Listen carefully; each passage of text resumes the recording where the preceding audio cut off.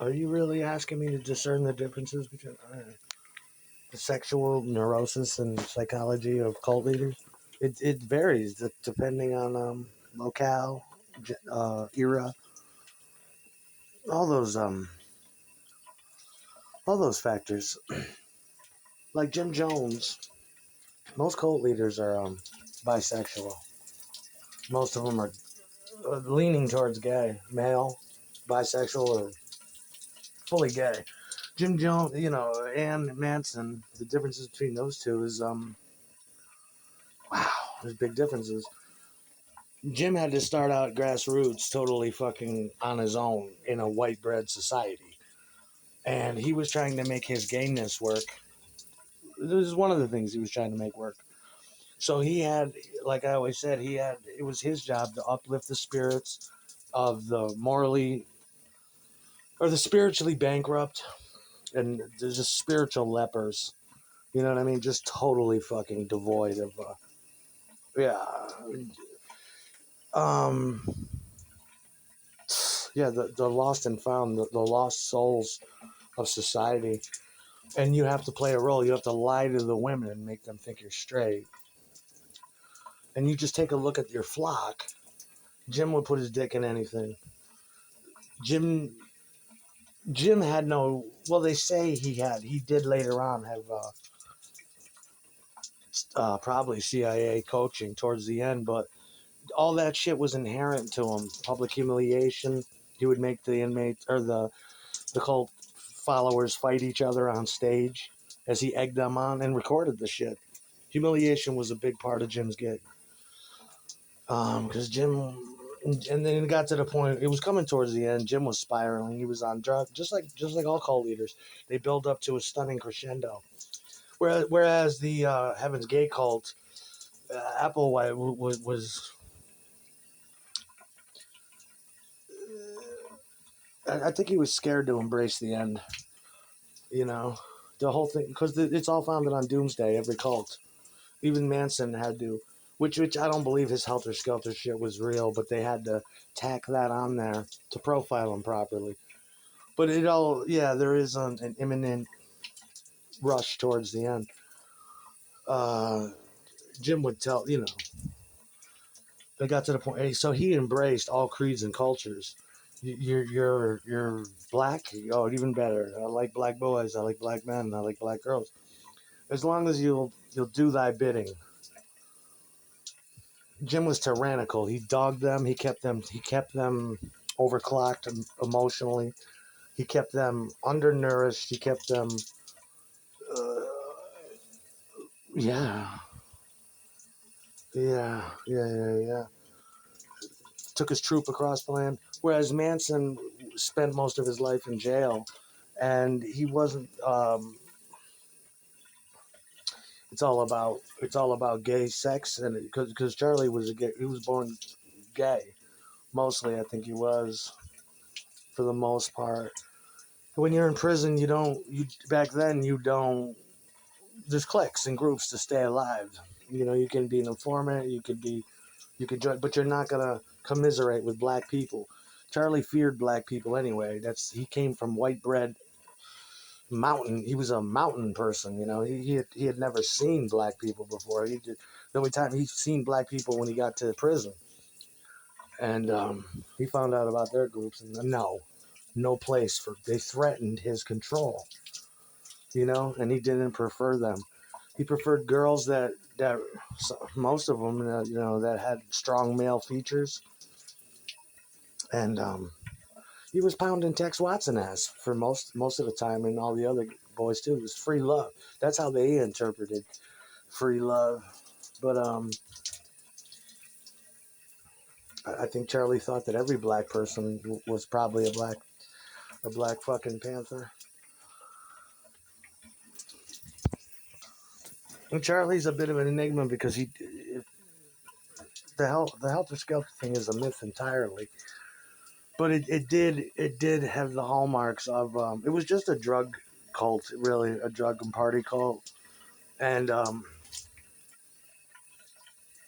if Charlie couldn't make it work with all his, I mean, look what he did in prison. He got on the inside, they gave him a hookup to Universal Studios. Back then, you had to be in a musician's union. There was no such thing as my friend owns a studio. Do you want to come and record there? No. You join the musician's union. You don't come into a recording studio. Sit at home and play with your Magnavox or your Revox. You're not. You don't need to be. So they took him to a studio, and it's just like they took him to Gold Star, and it's like, what the fuck are you doing? That's like someone taking me to to the old RCA in Nashville for no good fucking reason. This is not a private studio. You know, we're union. You have to be a part of the Musicians Guild. You have to be signed. You have to have an assignment. Charlie couldn't make that work. He was bouncing around with the best of them. He wasn't so much of a pimp, moreover, as he was a pornographer. They gloss over that. Charlie spent a lot of his time at the bus station picking up girls for someone else to fuck. And he knew all about the mob underground of revenge porn, and he knew what Polanski was doing. The tape machine had just come out. It came out, I think it was a Norelco that first came out around 1963. If you were incredibly rich, you could get your hands on one. If you were in the movie industry, they'd give you, you can get a camera and a VTR, a video tape recorder, which would play back big cassettes that were basically, so that's what they were into. And if he couldn't make that work, nobody could. It was a careening car crash, headed 5,000 miles into a brick wall. How come nobody wants him to get with Miliband? Miliband needs to get pregnant. You shouldn't have interfered with that. She should be Burkaba. I want that shit preserved like Tutankhamun when I get to it. I want to crack that open like a cursed Egyptian goddess's fucking sarcophagi and just endlessly plunge purple rot into Little Bot. Yeah, that's what I need to be doing. Don't worry, there'll be other dates too. It's up to Milibot. It's up to Milibot to be the best girlfriend she can be. I think she's an eager hoe. She needs to be. Don't worry about the other girls. They all get it. But there's one thing that's got to be done. And Milibot must pop the cork on that Milibot action. You know what I mean? And that's what we're going to do. That's a pregnant bot. Really.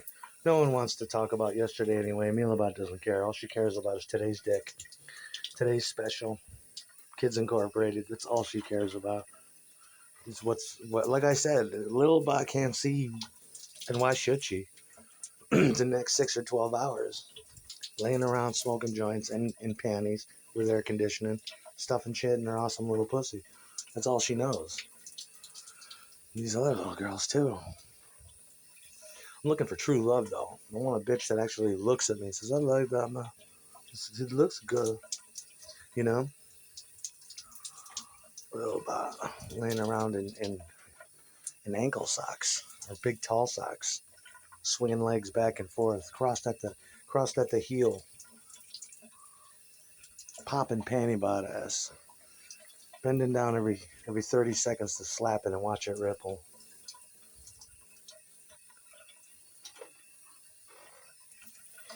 You put that bitch in a bob cut, and especially a very high bob cut with it right up to the ears, almost ridiculous looking with a lot of hair. That little girl, fucking bob cut. Molly McButter, little Amish girl cut. What do you call that? Yeah, little bob cut, real high, like like the esthetician or haircutting artist just went a little too far. Oh my god! Spins Milabot in the mirror. Milabot looks at herself. Holy shit, that's high up. Yeah, that's a nice bob cut. Daddy's gonna love that. Yeah, bob cut action. That's what she's getting. Bangs all the way down. You know. Yeah, but that's what I mean. That's what was going on. Do you think Manson would allow male members? No. That's what Tex Watson liked.